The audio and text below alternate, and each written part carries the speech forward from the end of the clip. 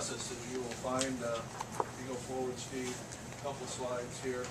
We talked about the fact that we have issued an unqualified opinion, a clean opinion on the financial statement. Then I go on to the fact that on May 2nd, we met and reviewed the financial statements with the mayor, city administrator, and city clerk. Where we're at that point is we did not have a good number on the FEMA receivable. BDM was working on it. Between Kathy and BDM, they've spent a great deal of time trying to determine exactly what the receivable, where each one of these project stands. We got the numbers on Friday. They refer to as their best guess of where things stand, incorporated those into all the different funds that impact the FEMA receivable impacts. We did that this weekend and ran those financials this morning and then updated this presentation. So that's why we're within 6 days of the due date of this financial. We did make it. I apologize if you didn't get a chance to see this beforehand. And of course, if you've got any issues with it, I simply take them back with me. We get them rebound, and get them down here. So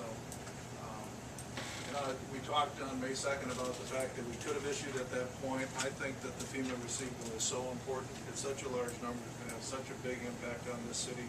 I just don't think it was wise to move forward with those preliminary numbers. So with that, a couple of other things. Of course, no problems with Minnesota legal compliance. Single audit will be done this summer, hopefully the last one. You have had several single audits. Federal grant dollars have been over $500,000. We issue a couple of letters. You should have also received those with what was handed out. You'll see some comments in those letters. The segregation of duties issue. We have continued to include that, although there has been a better job done of segregating duties here with the additional staff that you have. And then these audit efficiencies.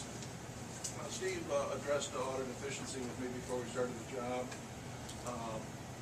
And we've been able to make some improvements. I'll go through a couple of these things. First of all, Kathy and her staff are preparing quite a few more supporting schedules, schedules that our firm had prepared for many years, and actually did a very good job with those. I think with the expanded staff and maybe a little less time focused on some of the flood issues that have occurred through the years, we're able to do quite a bit more to help on the audit. Second thing, there's been an improvement in the internal controls as well. A couple of things that occurred were that Steve is now reviewing payroll records, the bank recs.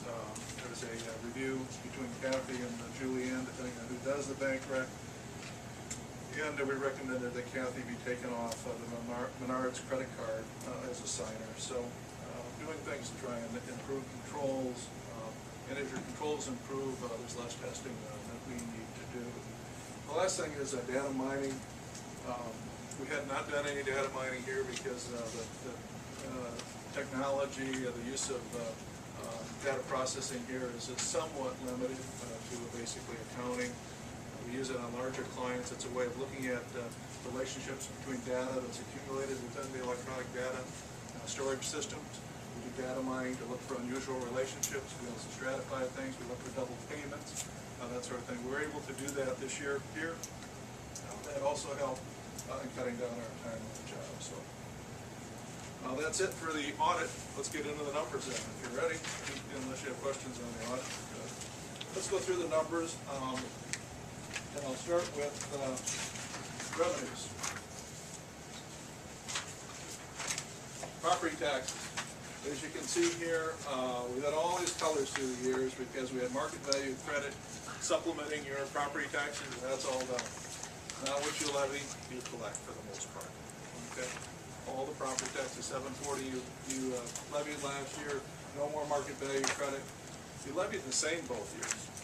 But you can see the collection is much higher because the state bought down property taxes by this amount and then only sent you that amount. Okay? Bought it down because they were going to send it all to you, but they were short, so they only sent that. Levied the same amount both years. So your revenues are up simply because when you did it, you got it all back. Okay, and you know the market value credit's gone. It's replaced by this market value exclusion. Okay.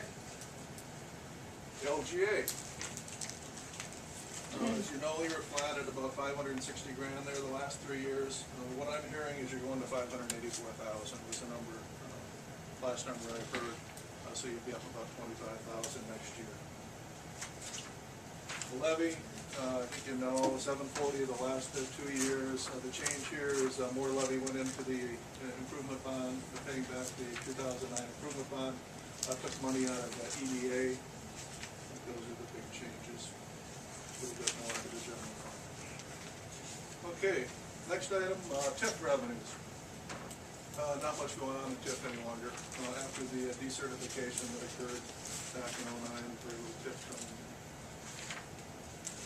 Okay, as you look at slide 8, what we attempt to do here is in this darker color on the bottom, we look at city money, and the lighter colors on the top are the state money. Then, of course, I put a percentage in there so you can get a feel for the percentage of, when you look at just those monies, whether it be LGA and market value credit and property taxes, how do they relate? Well, you can see back here, we're under 50% city money, but dropped to 35 the flood year because they gave us additional help there. But we've been coming up, we're at 57% now. So our piece of the pie is growing, and at the same time, the pie is growing. Okay?